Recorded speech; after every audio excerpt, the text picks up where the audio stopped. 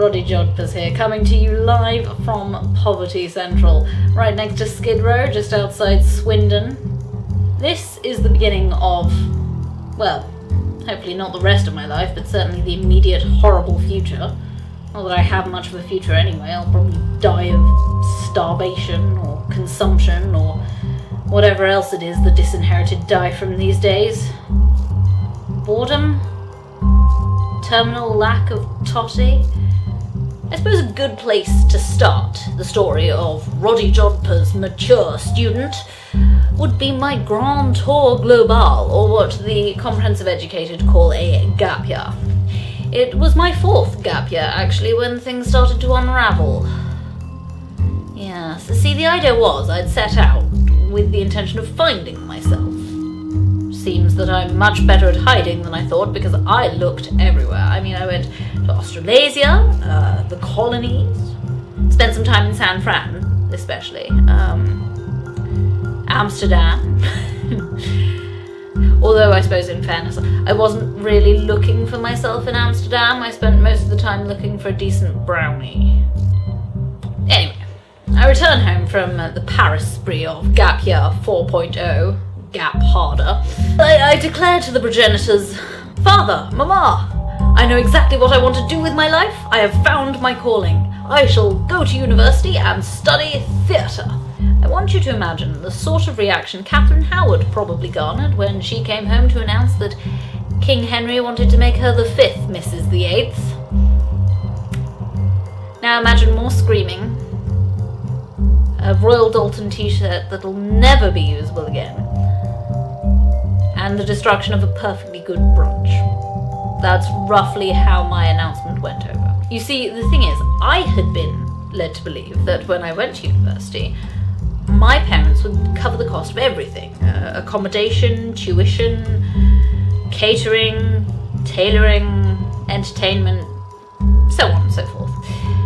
I was not made aware that this would only be on the proviso that I went to Oxbridge and studied law, as my father had done, as his father before him had done, dating all the way back to the 1790s, when my great-great ancient who-cares grandfather realised that he had drunk away the family coffers and now had to actually earn a wage to keep the maison running.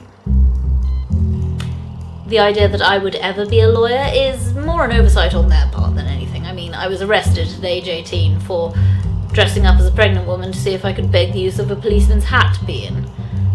Just for larks, obvs. I'm not an anarchist, I wash. But still, I feel they should have made other plans. If I'm honest, I really don't understand how they thought disinheriting me would fix my lack of lawyerness. I mean, all they've really succeeded in doing is changing my possible career options from barrister to barista. And frankly, you wouldn't catch me in a polyester shirt, grinding subpar beans and scribbling on paper cuts if my life depended on it. The good news is I did manage to get a student loan to cover the costs of tuition. Good thing we've got the Tories in, or I wouldn't have gotten that. I mean, that awful Labour fellow would probably have told me that I couldn't take out of the pot, just because Uncle Benji never pays it in, thanks to Chalet du tax break in Germany. I mean, other than that, though, I am on my own, so I'll have to live off of my savings until they run out. Or until my parents discover that I have them and cut me off. But I have made it here. I am in Bristol. And after the cost of getting here, both financially and emotionally, I mean that awful coach journey with that incredibly loud child, and spending the night in Victoria Station with only 4 suitcases to my name, only 4, and to grab what I could and get out. I had to actually pay for food as well. £4 for potatoes, with actual dirt on them. Dirt from the ground.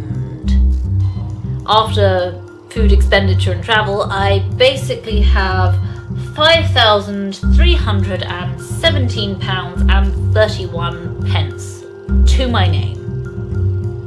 I can live off of that, can't I?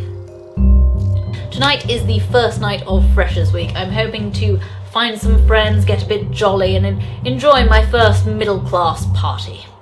They have champers at working-class parties. Wish me luck.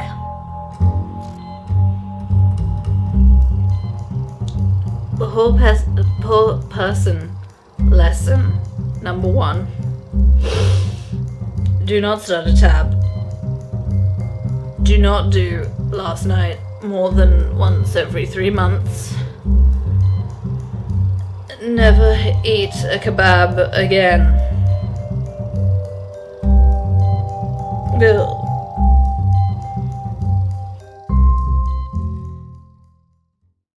I want you to imagine commoners everywhere on their silly little